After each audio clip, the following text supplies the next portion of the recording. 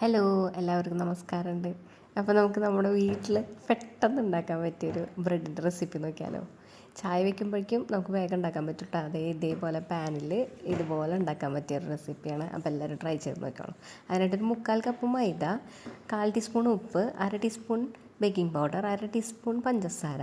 ഇനി ഇതിലേക്ക് നമ്മൾ ഒരു 6 ടേബിൾ സ്പൂൺ പാലാണ്, അത് കുറച്ചായിട്ട് ഒഴിച്ചിട്ട് ഇതേപോലെ ഇങ്ങനെ കുഴച്ചെടുക്കണം കേട്ടോ. അതിലേക്ക് ഒരു 1/2 ടേബിൾ സ്പൂൺ ഒലിവ് ഓയിലും കൂടെ ഒഴിക്കുന്നുണ്ട്. അപ്പോൾ ഇങ്ങനെ മെല്ലെ മെല്ലെ ഇങ്ങനെ കുറച്ച് കുഴച്ചെടുക്കുക കേട്ടോ.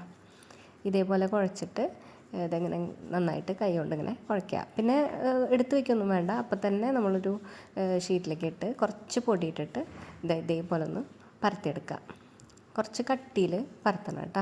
എന്നിട്ട് നമ്മുടെ പാത്രം എന്തെങ്കിലും ഒരു ചെറിയ പാത്രം വെച്ചിട്ട് ഇങ്ങനെ കട്ട് ചെയ്തെടുക്കുക. നമുക്കൊരു 5 അതിൽ കിട്ടിയിട്ടുണ്ട്.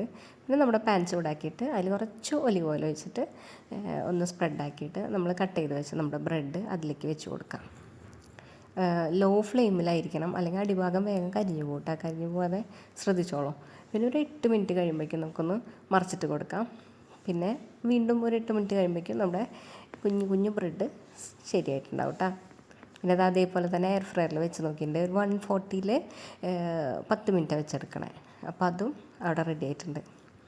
അപ്പോൾ നമ്മുടെ കുട്ടി ബ്രെഡ് റെഡി ആയിട്ടുണ്ട്. ഇതിൻ്റെ ഉള്ളിൽ ന്യൂട്രലൊക്കെ വെച്ച് കഴിക്കാൻ നല്ല ടേസ്റ്റാണ്. നമ്മൾ എടുക്കുന്ന സമയത്ത് കുറച്ചൊന്നും മേൽഭാഗമൊക്കെ ഒന്ന് കുറച്ച് ഹാർഡ് പോലെ തോന്നും, പക്ഷേ 2 മിനിറ്റ് ഇരിക്കുമ്പോഴേക്കും അത് സോഫ്റ്റ് ആവും കേട്ടോ. അപ്പോൾ എല്ലാവരും ഒന്ന് ട്രൈ ചെയ്ത് നോക്കണം കേട്ടോ. എന്നിട്ട് അഭിപ്രായം പറഞ്ഞോളൂ. അപ്പോൾ താങ്ക് യു.